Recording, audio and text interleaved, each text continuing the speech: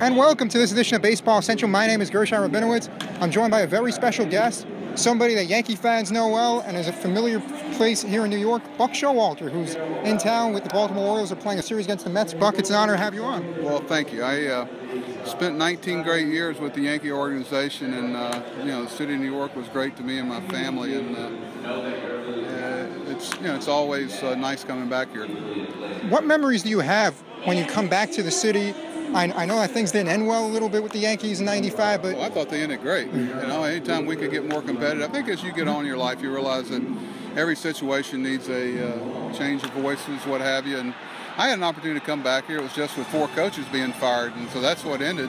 I just was not going to fire 4 coaches. So it worked out real well for the Yankees and Joe Torre, and worked out well for me and my family, so life's too short. And you and Sick were pretty much the architects of that Yankee organization. We had a lot of help. But Gene I was so fortunate to have him as a general manager, and good people come along. You're not the only one that can do it, so you realize that there are a lot of good people here, and Joe came in and took it to another level. I was very proud of that. Baltimore Orioles are doing pretty much the same thing that you've done with Arizona, that you've done with Texas, that you've done with New York, turning around the team that was in the basement and now is one of the best teams in baseball. You've had a knack for that. What challenges does a manager face trying to rebuild a franchise? Well, a lot of it is timing's everything. I came in at a time when a lot of pitchers were starting to come on, and if you go into a situation that's gotten better, you'll always find some people behind you that took some bullets and did the right thing, and you're just fortunate that your timing's right. And whether I was here or not, this thing was getting ready to go in the right direction, and you try to keep that in mind. Nobody's got all the answers. I think one of the biggest mistakes guys make when they come into a situation where they've been struggling is that everything there is bad and wrong. And I think a lot of times just the environment of winning and the culture of competitive baseball changes the way you look at a lot of things. Did your mindset change at all when you were working for ESPN, being on the outside a little bit? You were doing some broadcast work in between a few managerial stints?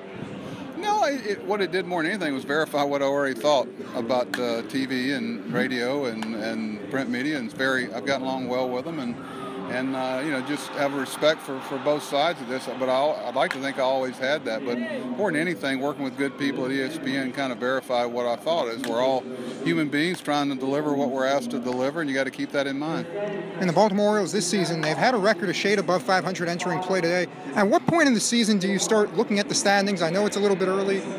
When do you start focusing on the standings and where the team stands? Well, nobody really cares about injuries and this and that and all the excuses that come along with it, payroll. It's just we know what the end game is. And, I think sometimes you can bog yourself down positively and negatively. Nothing's ever as bad as it seems, and nothing's ever as good as it seems. So you try to keep a grip on reality of how long the season actually is. And it really felt a lot longer for the Orioles over the last week or so with the Baltimore riots. The team was off for a couple of days. They played a game where there was absolutely no fans in the ballpark, first time in Major League history. Tampa Bay Rays were actually the road team in their own ballpark. It's been rough. Now you guys are here in New York. How do you remain focused given the unorthodox schedule changes? How do you keep your team focused? Well, I think people forget how many challenges these guys go through during the year. We'll start games at 11:15 at night in Yankee Stadium. We have 11 a.m. in Boston.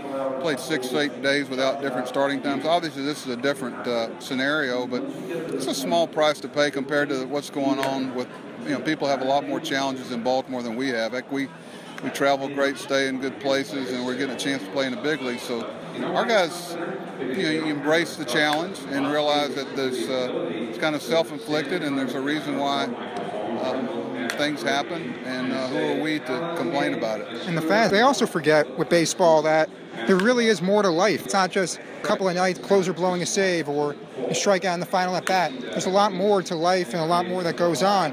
Early in the season, the Orioles have gotten some strong contributions, Caleb Joseph, Adam Jones in particular offensively.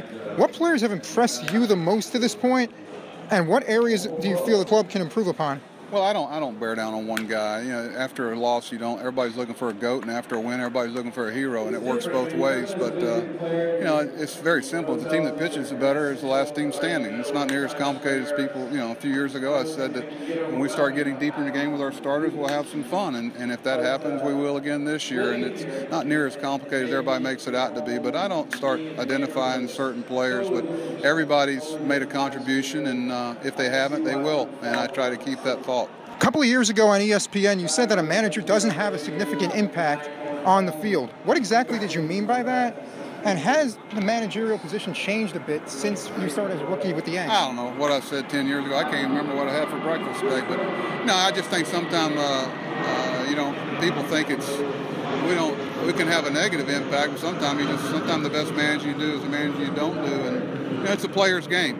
It's a player's game. Managers come and go, and you better keep in mind where you are on the pecking order. But the Orioles are a very precious thing to me, and I want to treat them with the seriousness that it deserves. But we have a lot of fun here. It's a pretty special place. Baltimore is, and it's gonna things are gonna turn there, and we'll learn from our mistakes. Final question: during your managerial career, you were one of the first skippers to use some of the elementary forms of sabermetrics, strikeout to walk ratio, on base percentage. You focused a lot on that with the Yanks. How much stock do you personally take in advanced stats now that's transformed the game?